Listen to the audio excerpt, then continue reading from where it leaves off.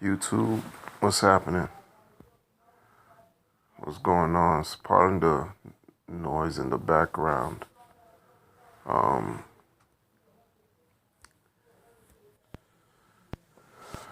Pardon the noise in the background. I it's been a while since I made a video, and as we are approaching, I guess, the first month since BitConnect decided to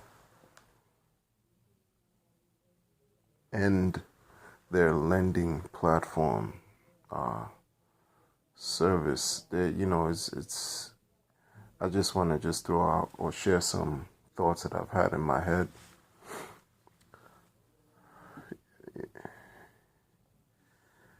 The ripple effects reverberated throughout the community. And you can see the effects. You could see the effects of what BitConnect caused just by the way the markets, the patterns, and how the markets, with specific companies are looking. There's been so many lending platforms that have been spawned post BitConnect. Once BitConnect was launched and proved to have been a successful platform, after several months, you had, other companies, coming out of nowhere and providing their own lending services, if you will. But since BitConnect stopped its lending, you could see the effects. People are angry. People have been, looking to sue. And not only sue because they can't find the owners, BitConnect.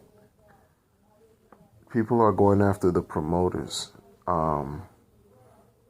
through lawsuits, filing lawsuits. And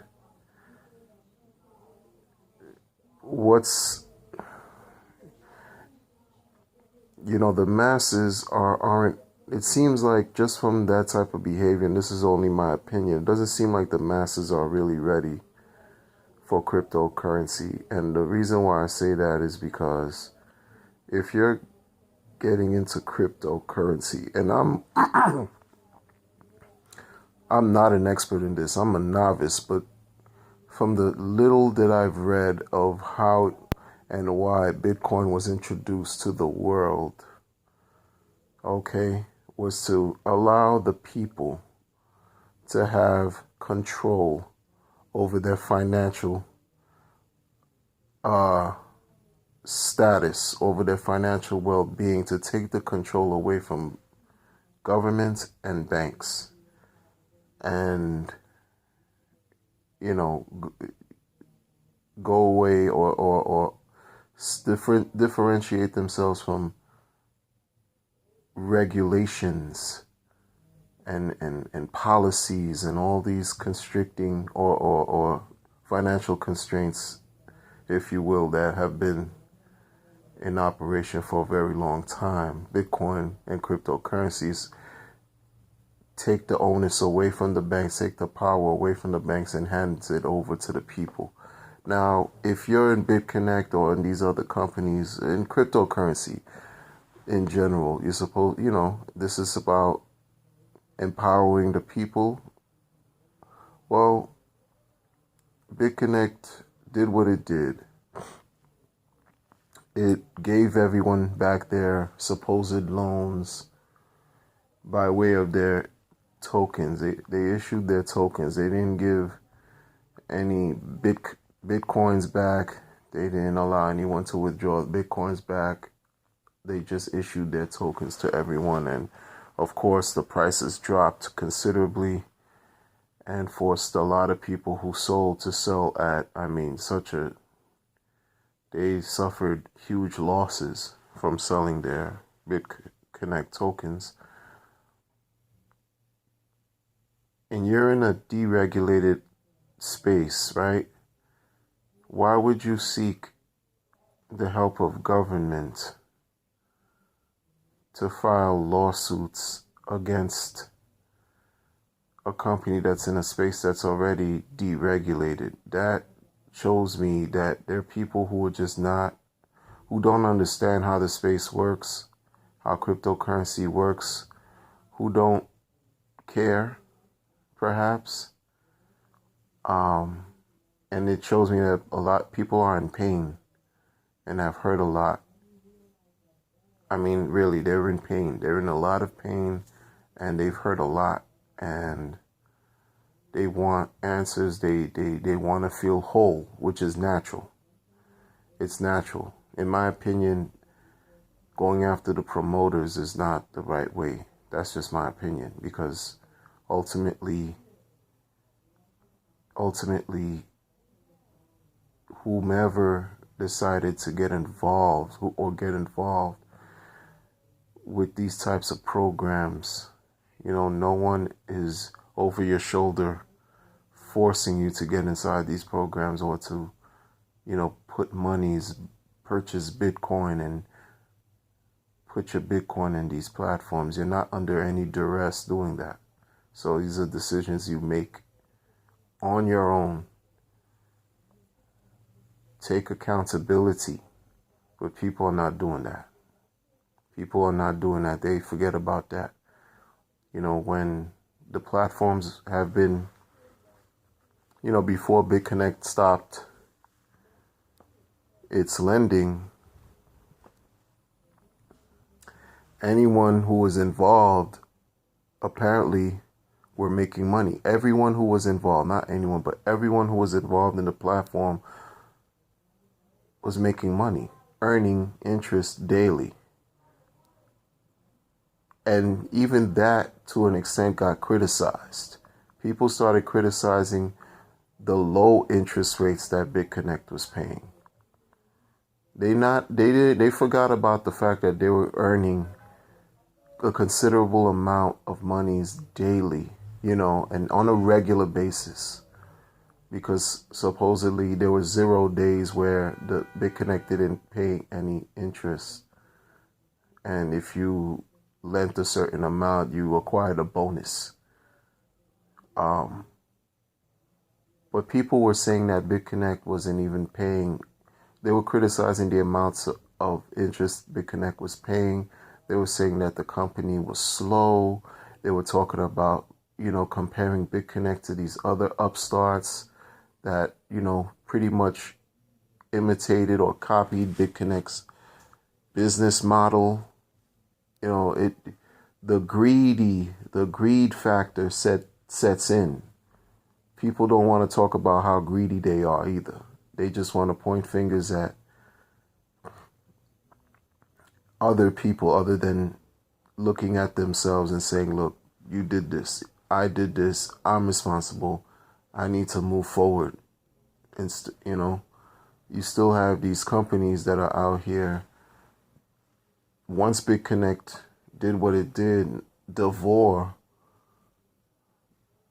made an announcement of how they now become the number 1 platform, and they, there's this long announcement they made basking in their cryptocurrency glory. And a couple weeks after that, they eventually stopped their lending platform, and the value of their coin dropped also considerably. So, but people still, it's like once you get the greed factor, once the greed factor kicks in,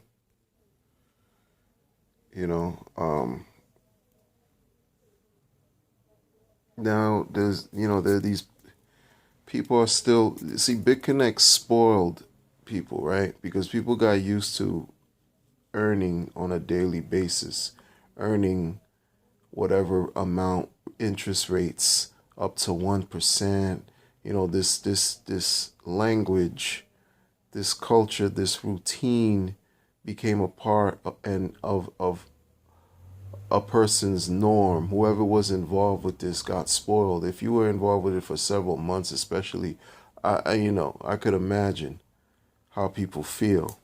They got spoiled, which is normal, I guess. It's natural. And then when that stops, that you take a big hit. It's a huge hit. But to take that type of, if you're looking for that same high for another program, like you chasing this dragon, it's as if you're chasing this dragon, because hosted staking,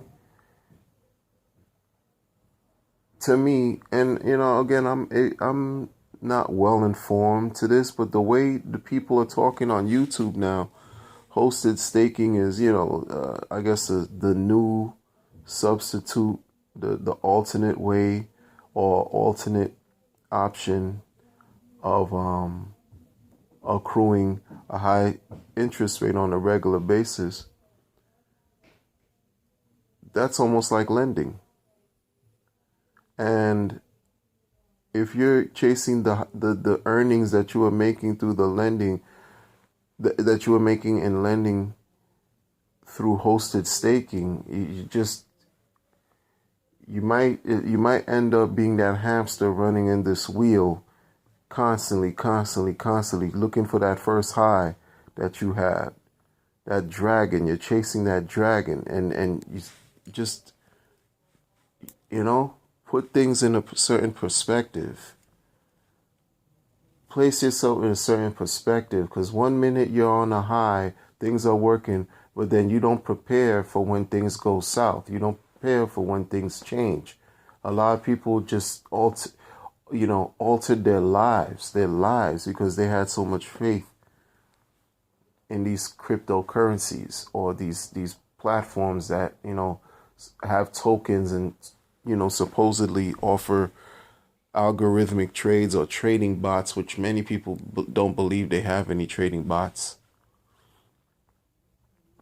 You put all your faith, you take money from all different places, everything you own, your entire life, and you place it on red, or you place it on black, or you place it in these high risky vehicles. You have to prepare yourself for the loss or the losing end of this. I'm not trying to be pessimistic. I'm not trying to, I'm just sharing information from a realistic point of view. Because now hosted staking seems like it's the next, or they're trying to, I guess, that's the next wave, or the next option that people have to amass a certain amount of money. When you hear things like within the first 30 days, within the first 120 days, within the first 90 days, these days, once you put your money in these things, you gotta almost like think about as if you're throwing it away and you're never gonna see this again. That's how you have to treat it, because people were talking about BitConnect like they were extra. People who out of nowhere were just jumping on the platform, creating videos and acting as if they were experts, trying to promote the platform and recruit people to sign under them using their affiliate codes. But they didn't have a clue. They did not know what they were talking about. You could tell that they were novices, they were newbies, did not profess to be, but you can tell by the way they presented the information and what they were talking about. And when the companies folded, they were embarrassed, they were ashamed, and then they jumped into Devor. Devor did the same thing. So again, and I've said this before in previous times, your credibility becomes crap to me. Like if you don't tell the people what the risks are, and folks just listen to you and go by your word, because oftentimes, let's be for real, people are not going to do the due diligence or the research necessary to protect themselves or prepare themselves for just to become knowledgeable on what they're getting themselves into and how whatever platform works. Make sure that whatever you're putting your money into, you know at least what you're getting, which the company know how it works, know how what your returns are going to be, etc., etc. Some people are just not going to do that. They're just going to go by the word of someone on YouTube, and when things don't work out and the person looks the person is embarrassed, but their credibility, that affects how are you going to believe them? How are you going to trust them? You can't, because all you're experiencing is steady loss, So you got to understand what you're going. You got to know yourself. You have to know yourself. Have a plan, have a goal, reach your goal, step out of the company, especially if you're in a high risk. You want to make your money. I'm not saying don't make money. I'm not saying that. I'm saying know the risks. You could lose everything if you don't understand what you're doing. People, talk about education. The folks that a lot of times are talking about education, they do have a point, because if you're not understanding what the space is, then you're working behind the eight ball. You're putting yourself at a disadvantage. So, okay, but even those who talk about education sometimes are not fully, you could tell they're not fully educated on the subject that they're speaking about. Warn the people, tell them, listen, this is a warning. Here's the warning. If you get into this, first of all, I'm not forcing you to get into this, but if you get into this crypto space, the chances of you losing money are great. You could lose everything. So be prepared for that.